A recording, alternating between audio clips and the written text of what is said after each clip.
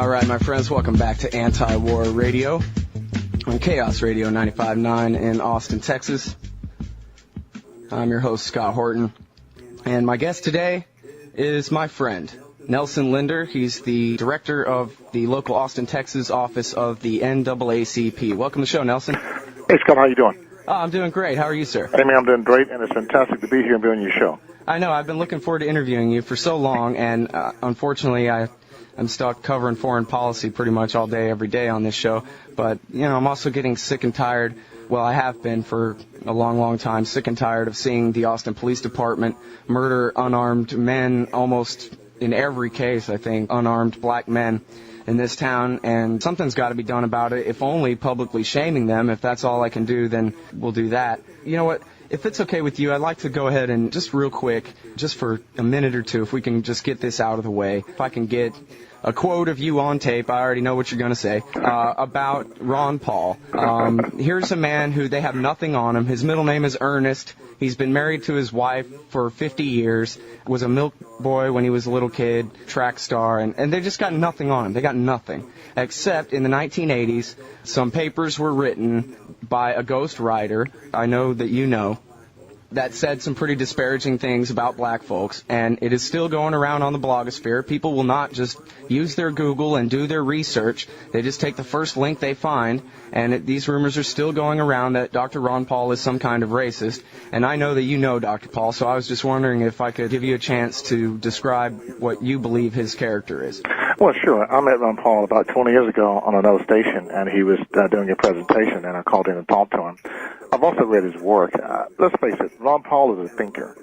He's also a constitutionalist. He believes in the Constitution. And in America in 2007, where that document has been tossed around like a piece of paper, he's a very, very dangerous man. He's talking about real issues. He's very intelligent. He's very informed. And he's a free thinker. So that's going to invite attacks on him. As far as a comment, there are a lot of folks who don't quite understand the libertarian philosophy. I mean, we appreciate the fact that you watch the Constitution, but in reality, as black people sometimes, we don't feel social policy. And sometimes people can say things in a context where it can be distorted and have a much greater impact. So I think in his case, he was basically taken out of context. I've watched his work. I admire what he does on foreign policy. He has a lot of potential. I just think that in the future, we want to talk more about social issues because in reality, if you're talking about trying to have a meaningful impact on the American political system, you've got to understand that as African Americans, we do have to deal with social issues because of our history. And I think if they would do that as well as talk about the fact that the Constitution is very, very important, I think a lot of folks would be a lot more comfortable not only joining the dialogue, but perhaps from being a part of the party. So I like Ron Paul personally. I like what he's saying. I think he's sincere. I think he's correct in what he's saying. And I hope that more folks in the other parties develop the courage to join him and address the issues that I think will decide the fate of this country in the near future. Mm-hmm. That's a very important point, and I think it's a fair criticism of Dr. Paul that he perhaps does not spend enough time explaining carefully to some of the weakest among us and the poorest among us who look to the government to be their safety net and so forth. He's got to really address them particularly and explain why it is that the absolute liberty or close to absolute liberty he endorses is really the way that they ought to go, the policy they ought to support. Exactly. And I think that's a fair criticism that he could do better about that, and I'll do my best through a couple of degrees of separation. Hopefully I can pass on that message to him from you. I take that very seriously. But and you've met him, right? You've sat down and had dinner with Ron and stuff. Yeah. So, but you never thought that he was thinking, a black guy, while your back was turned or anything? No. I met him. We had a very, very direct handshake. We looked eye to eye. He's a very informed man. No, not at all. That was not my impression at all. He was very, very careful about what he said. He was not disrespectful. I don't get that from Ron Paul. I think he's a very serious person. I just think he was taken out of context based on that conversation. I never got that impression from him at all. Yeah, well, and I totally agree with that. And like you said, the man's a libertarian, and the libertarian philosophy is, of course, everyone is an individual to be judged by the content of their character, period. So how could he possibly be a racist if he's an individualist? Right. And I think, too, Scott, if we look at the big picture here, we're talking about the Constitution. I mean, my God, you can't have a more important topic than that particular document in 2007, because if we understood it, we wouldn't allow what's happening in this country currently today to go on. So I think he's got the right topic, obviously.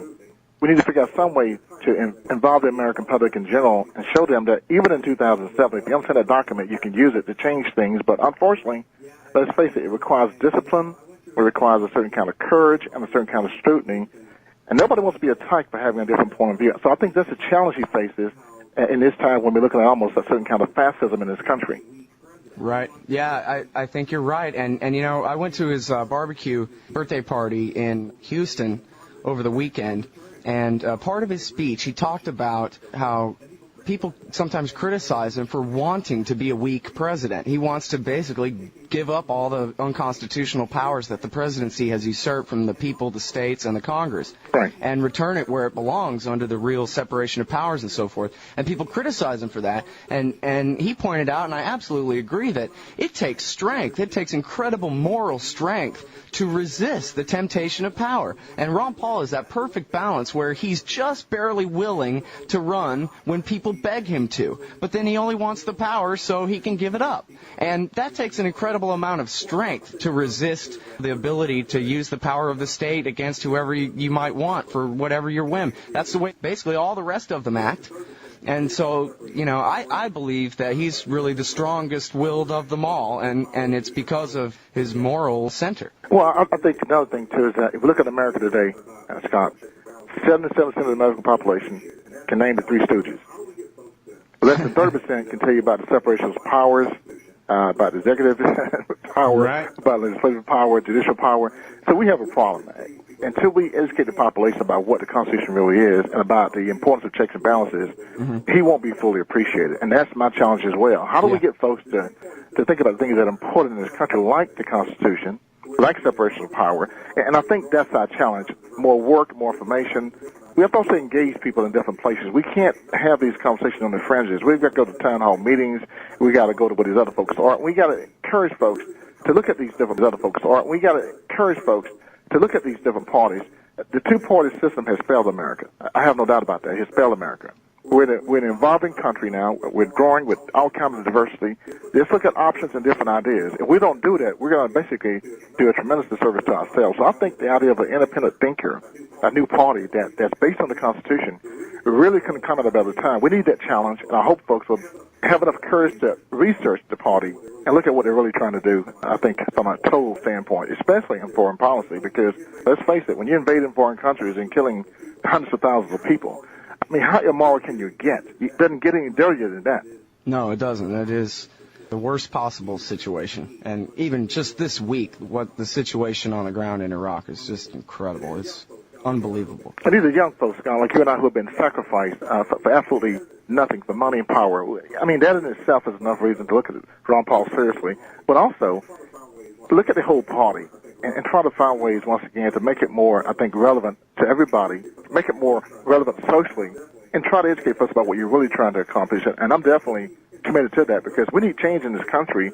And until we invite change, these other parties are not going to really address us at all. And I'm very serious about that. Yeah, you are. And your history here in Austin, Texas is going an extra 10 miles on every case requiring it, which is an endless list, to just simply try to hold the government to their own laws. I mean, I can't think of a single radio interview or TV interview or anything I've ever seen of you where what you're saying is, you know, we need some kind of massive this or that. All you're saying is, listen, it's not okay for you guys to go around killing unarmed black guys and the law not applying to you the same way it applies to us. I mean, think of the double standard.